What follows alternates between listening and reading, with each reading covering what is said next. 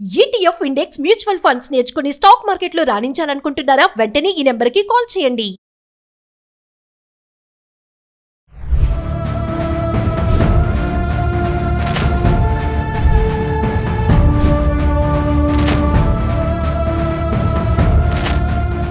Hi hello నమస్తే, welcome back to Suman TV. ప్రస్తుతం మనతో పాటు ఉన్నారు అడ్వకేట్ డాక్టర్ సల్మాన్ రాజ్ గారు. సార్తో మాట్లాడదాం.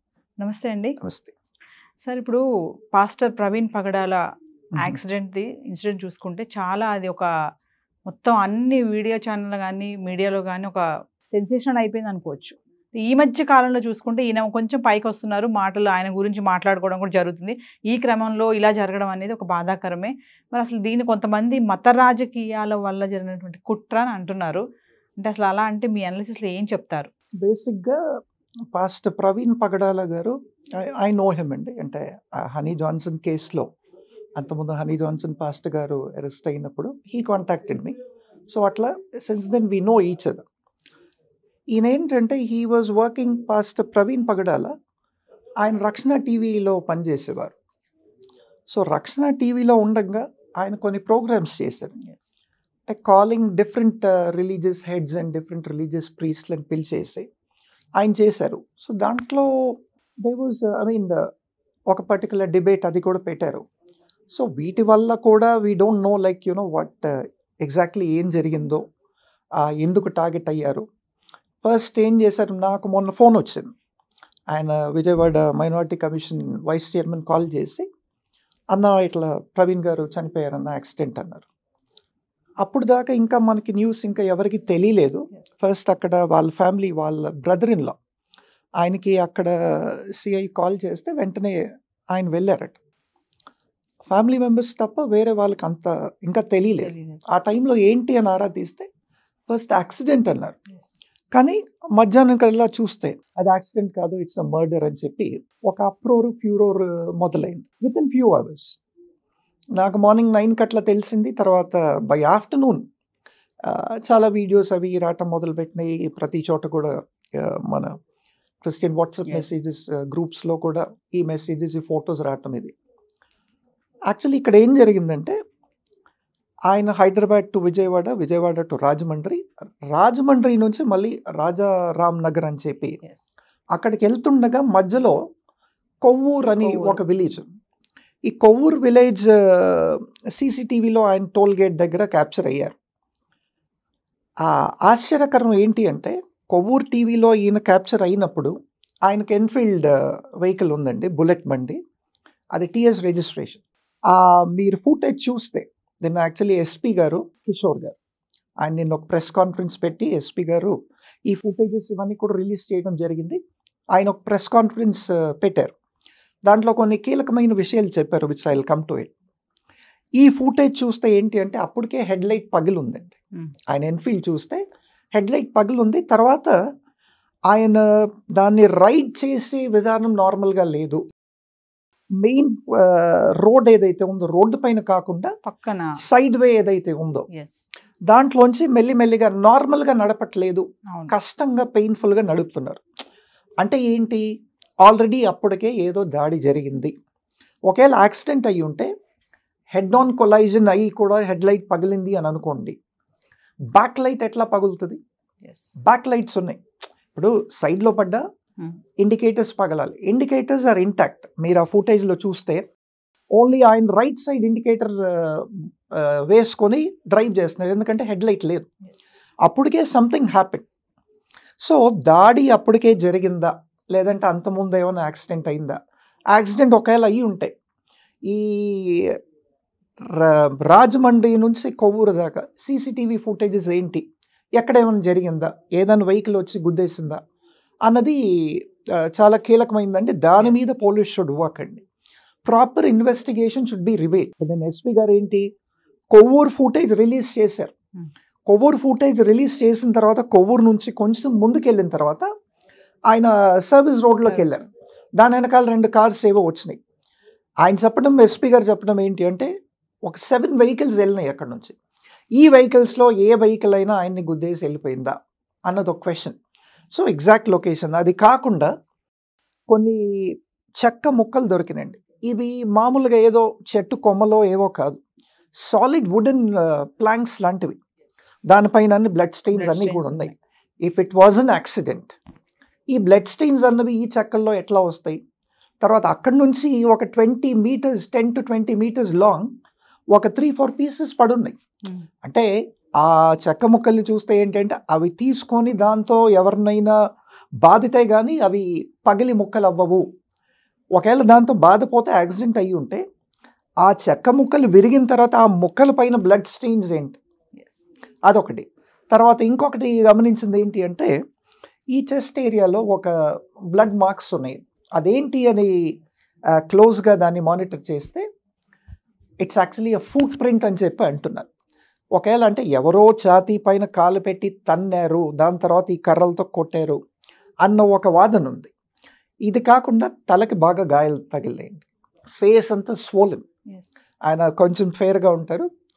మొన్న బాడీ వీళ్ళు రికవర్ చేసుకున్న తర్వాత చూస్తే ఏంటి అంటే ఈ పార్ట్ అంతా కూడా, ఈ చీక్స్ కానీ, ఈ లోవర్ జా కానీ, ఈ అప్పర్ లిప్స్ కానీ, ఇదంతా కూడా స్వోలెన్ అండి, కమిలిపోయి బాగా స్వెల్లింగ్ వచ్చేసి.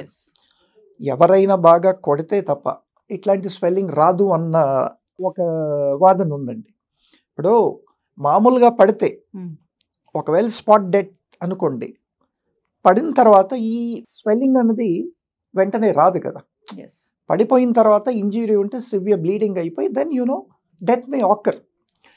ఇవన్నీ కూడా చూస్తే it points out that definitely ఎవరో కాన్స్పిరసీ చేసి, ఎవరో ఈ ప్లాన్ హ్యాక్ చేసి ఆయన పైన దాడి చేసి చంపారు అన్న ఒక వాదన ఉంది. సో అది ఎవరు చంపారు, ఎందుకు చంపారు, ఏంటి అన్నది we have to actually conduct a deep investigation. ఇప్పుడు ఈరోజు మార్నింగ్ 11:30-12కి సెకండ్ వర్డ్ సెండరీ బ్యాప్టిస్ట్ చర్చ్లో ఆయన ఇది ఉందండి, క్రిమేషన్ ఉంది. So lot of people have gone there. ఈ క్రీమేషన్ అయ్యింది, బాడీ హ్యాండ్ ఓవర్ చేశారు, కానీ ఎఫ్ఎస్ఎల్ రిపోర్ట్ ఇప్పుడు దాకా రిలీజ్ చేయలేదు. సాధారణంగా ఎఫ్ఎస్ఎల్ చేసేయాలి, మార్నింగ్ కండక్ట్ చేసినా కానీ by evening or next day చేయాలి. ఎఫ్ఎస్ఎల్ రిపోర్ట్ చూసిన తర్వాత ఆ బాడీ పైన అంతా కూడా ఇంజ్యూరీస్ అని చెప్పి అంటున్నారు ఫ్యామిలీ మెంబర్స్ అంతా కూడా. బాడీ పైన వేరియస్ ప్లేసెస్లో ఉన్న ఇంజ్యూరీస్ ఏంటి, యాక్సిడెంట్ వల్ల వచ్చినాయా లేదంటే ఎవరైనా దాడి చేసి బాగా కొట్టడం వల్ల వచ్చినాయా అన్నది కూడా ఎఫ్ఎస్ఎల్ రిపోర్ట్ చూసిన తర్వాతే నిర్ధారించవచ్చు. And what is the cause of death? ఆయన చనిపోయారు, ఆయన చనిపోయిన తర్వాత ఆ కాజ్ ఆఫ్ డెత్ ఏంటి? ఒకవేళ ప్యూర్లీ యాక్సిడెంట్ వల్ల చనిపోయారు అంటే దే షుడ్ బి డెఫినెట్లీ చాలా బలంగా ఉండే ఒక హెడ్ ఇంజురీ ఉండుంటే కానీ by accident death may not ochre. అది కాకుండా బాడీ వేరే పార్ట్స్ పైన ఒకవేళ ఇంజురీ ఉంటే it does not lead to mortality or it does not lead to death. So what is the cause of death anadi the police has to investigate properly. The police has to release to all the Christian community the FSL report. The police has to also investigate between Rajahmundry and Kovur, not just after Kovur. ఏం జరిగింది exactly Rajahmundry Kovvur మధ్యలో ఏం జరిగింది, ఈ మధ్యలో CCTV footages అన్నీ కూడా వీళ్ళు కీలకంగా పరిశీలించి ఆ కోణంలో కూడా ఇన్వెస్టిగేట్ చేయాలండి. దాని తర్వాత ఈయన హైదరాబాద్ నుంచి బయలుదేరి వచ్చినప్పుడు ఈ స్టార్టెడ్ ఆన్ హిస్ బుల్లెట్ అండి. హైదరాబాద్ నుంచి రాజమండ్రి దాకా కూడా సీసీటీవీ ఫుటేజ్ చూడాల్సిన అవసరం ఉందండి. ఎందుకంటే మధ్యలో ఇంకేమన్నా జరిగిందా, ఆ కొవ్వూరుకి వచ్చిన తర్వాత ఆయన ఎందుకు నడపలేకపోతున్నాడు, ముందు హెడ్ లైట్ ఎందుకు పగిలింది, ఓన్లీ ఇండికేటర్ ఎందుకు వెలుగుతుంది. ఇప్పుడు ఒక యాక్సిడెంట్లో హెడ్ లైట్ పగిలితే దానిపైన క్రాక్స్ రావటమో లేదంటే పగిలి ఒక కొంచెం పార్ట్ ఊడిపోవటమో జరగాలి. The whole of the head light లేదండి, కంప్లీట్ ముందు హెడ్ లైట్ గ్లాస్ ఏదైతే ఉంటుందో పూర్తిగా పగిలిపోయి ఆ హోల్డర్ బల్బ్స్ అవన్నీ కూడా పగిలినాయి, అవి ఇట్లా వేలాడుతున్నాయి. అది కాకుండా 2 ఇండికేటర్స్ మధ్యలో వెనకాల బ్యాక్ లైట్ ఉంటుంది, దాన్ని టెయిల్ లైట్ అంటారు.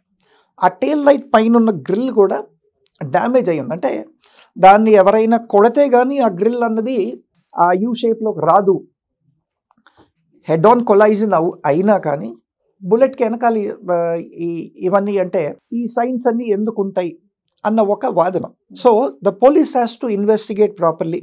I request the SP Kishore గారు and his complete team to conduct a thorough and a proper and a in depth investigation as to what is the cause of death. Yes. అది కాకుండా the FSL report should not be conducted just normally అండి.